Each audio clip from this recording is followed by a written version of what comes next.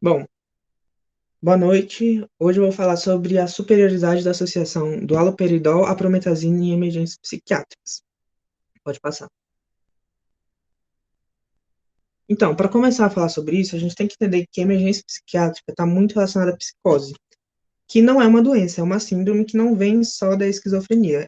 Psicose é uma síndrome que pode vir de muitas outras doenças, como abuso de cannabis, ou até insuficiência hepática, insuficiência renal e muitas outras situações. Então, para a gente fazer um atendimento qualificado para esses pacientes, com bom exame físico, colher uma anamnese adequada, a gente precisa fazer um manejo farmacológico para a gente diminuir esses sintomas. Então, a gente precisa reduzir a agressividade, a agitação, precisamos evitar os efeitos colaterais, e por isso a gente tem que escolher o melhor medicamento ou o melhor tratamento. A gente escolheu, selecionou os seguintes medicamentos que são utilizados nas emergências psiquiátricas nessas situações e analisou para comparar cada um deles. Então, os medicamentos foram o haloperidol em monoterapia ou o haloperidol associado à prometazina, benzodiazepínicos, que são lorazepam e midazolam, foram os analisados, olanzapina e clorpromazina. Pode passar.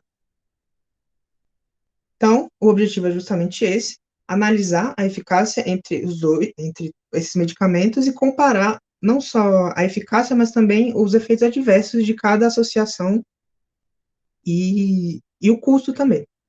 Pode passar. Para a gente fazer esse trabalho, a gente usou as plataformas Cielo e PubMed, analisando estudos de coach retrospectivos e meta-análises nos últimos 10 anos. As palavras-chave que a gente usou foi haloperidol mais prometazina e emergência psiquiátrica. Pode passar. Bom, então a gente precisa entender que a psicose ela é uma síndrome causada pelo aumento da atividade da dopamina no sistema nervoso central, e em específico nos receptores na região mesolímbica.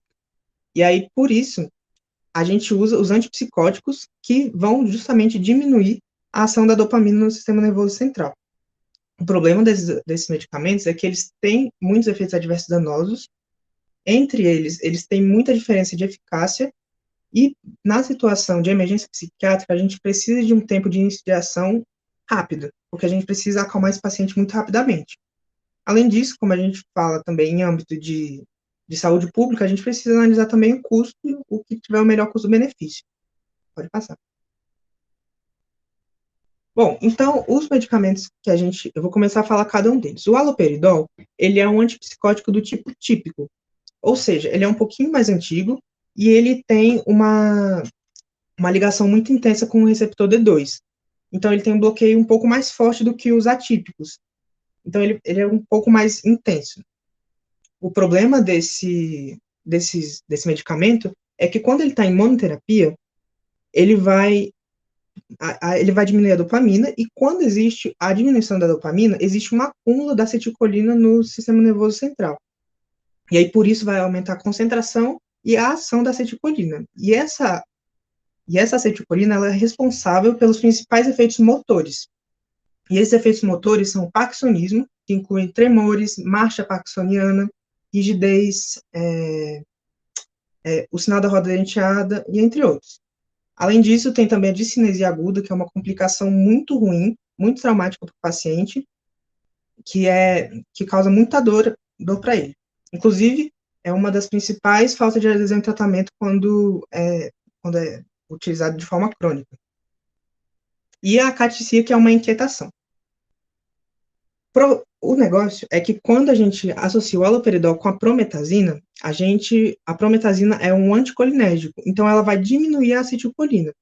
Então isso vai ser responsável por diminuir os sintomas motores. Então por isso, você não vai ter tantos sintomas extrapiramidais. Então vai ter uma tranquilização rápida, um efeito prolongado, e você não vai ter as distonias. A olanzapina é um medicamento muito bom também. É um antipsicótico atípico, um dos novos, bem recentes, e ele também tem uma semelhança nos efeitos tranquilizantes deles. O problema é que, como é um medicamento mais novo, ele tem um custo elevado e uma duração menor, justamente por causa da ligação menos intensa com os receptores D2.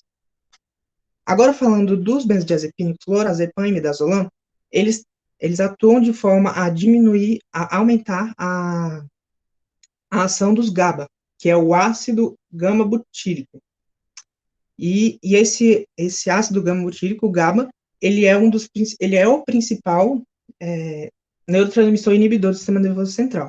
O problema de a gente utilizar eles nessas situações é que vai ter uma depressão respiratória mas assim, o midazolam tem uma ação mais rápida que o lorazepam, que é uma vantagem nas emergências psiquiátricas. E a clorpromazina, ele é um antipsicótico convencional, um dos mais antigos, e o problema dele é que, para ele fazer efeito psicótico, ele precisa de uma ação muito alta, e aí já causa muito efeito colateral, porque ele não vai atuar só nos receptores D2, porque ele é pouco seletivo, ele vai atuar também sobre os receptores muscarínicos. Então, ele vai causar, além da sedação excessiva, hipotensão e arritmias. Pode passar. Então, o que a gente conclui do nosso trabalho é que a associação entre haloperidol e prometazina é a melhor associação quando se fala de custo-benefício, eficácia e ausência de efeitos colaterais, por causa da ausência de sintomas extrapiramidais. E aí foi isso, as nossas referências vão estar no próximo slide. Obrigado pela atenção.